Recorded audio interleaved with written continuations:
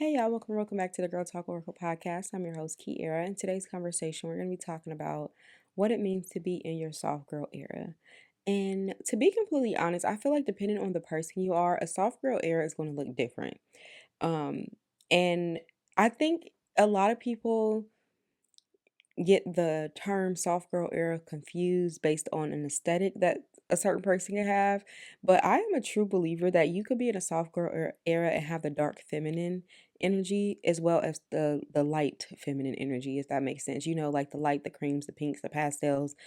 I feel like you can have that same soft girl era with the darker aesthetics, like the blacks, the browns, the nudes, the creams, the darker, it's all one and the same. I feel like people get it confused that it is your energy and your essence that basically gives that soft girl era. It has nothing to do with the clothes you wear.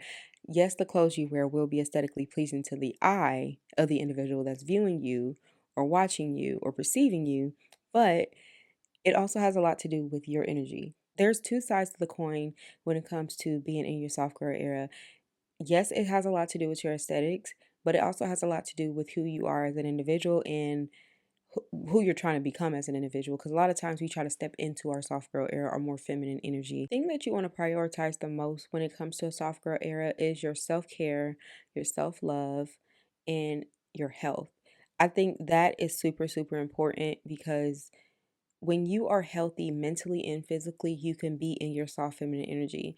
When you are taking care of yourself on the outward and the inward, you can be more of in your feminine nature. Self-care things that you can do to make sure you are, you know, prioritizing is of course, like spa days, skincare, hair, nails, things like that. Like that, I feel like that's a part of self care. But those are things that are more along the lines of your appearance, but it's making you feel better. When it comes to your health, you want to make sure you are eating right, you are drinking enough water in a day, you are working out if you want to exercise or, things like that. When it comes to your mental health, you want to make sure you are. I personally like journaling and meditating, but that's, whatever is good for you in your lifestyle, of course, do that. If that's picking up a different hobby or something like that. A lot of people, not everyone likes to sit down and journal and meditate and things like that. So you don't have to do those things. That's personally what I like to do. The next thing I want to touch base on is getting into the mode of allowing and receiving versus being in the mode of forcing and expecting. When you are in the era of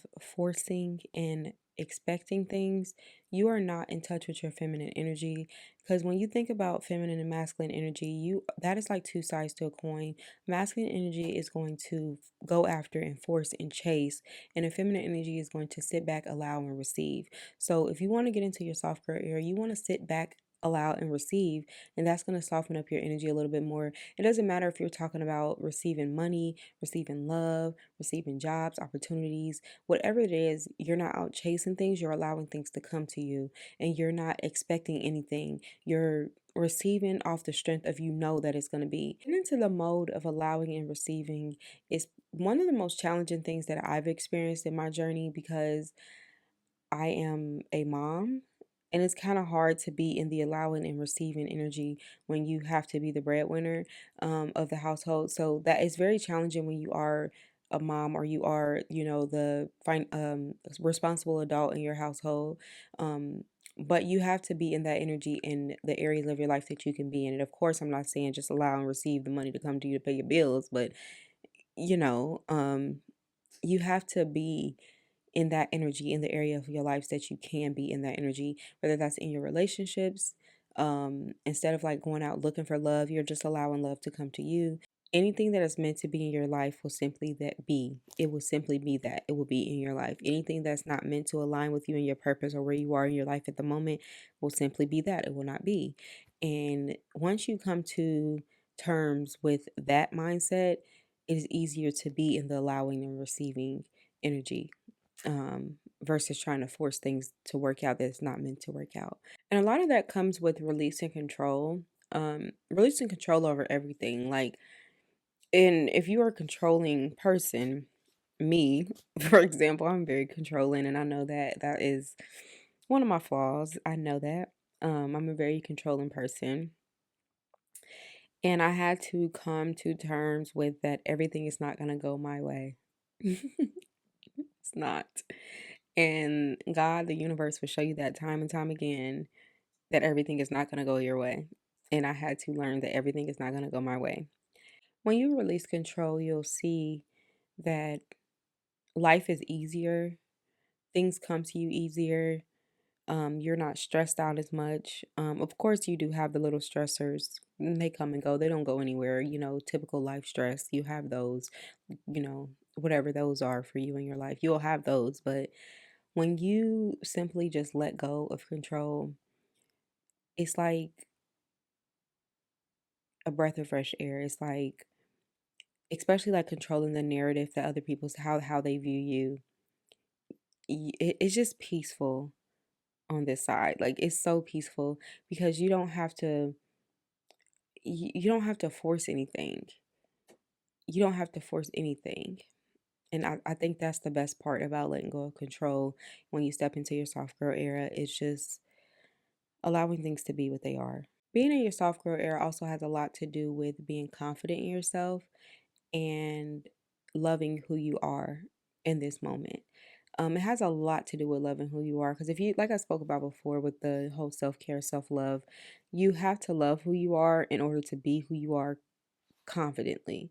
Like if you're not loving who you are, you're not going to show up as your most true, authentic self, and most importantly, your most confident self.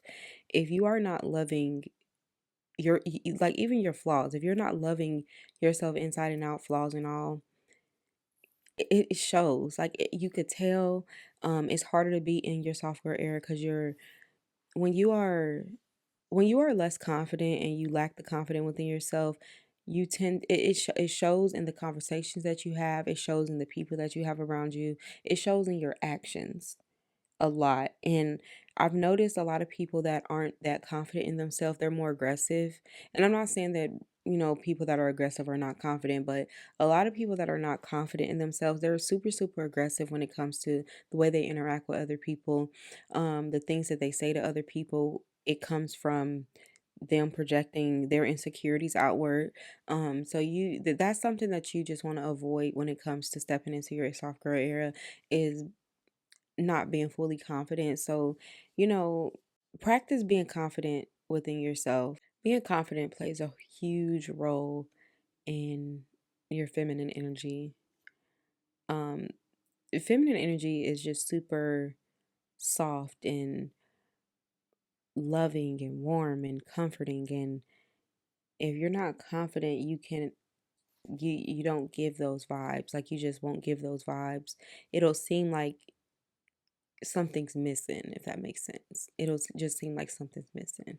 So, to wrap up this episode and what it means to be in your soft girl era, it simply just means loving yourself for real, for real. Like, it doesn't matter about your aesthetics. Yes, the aesthetics and stuff are cute, but I think it has a lot to do more with your mental than it does to do with your physical and your outward appearance. When I say your physical appearance, I don't mean your body. I mean like your aesthetic your clothes, your appearance, like the things that you wear, things like that, how you do your hair, how you do your makeup. That does not define a soft girl era. I know a lot of what we define as soft girl era, especially on the internet, has a lot to do with your outward appearance and the clothes that you wear, the colors that you wear.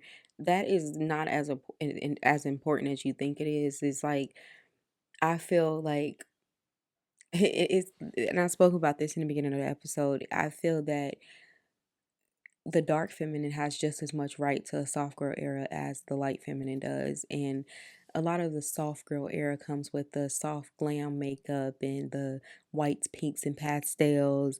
And I feel like the full glam dark feminines can also get in on the soft girl era because I'm definitely one of the full glams sometimes. Like today, I'm more of a soft glam, but sometimes I'm full glam.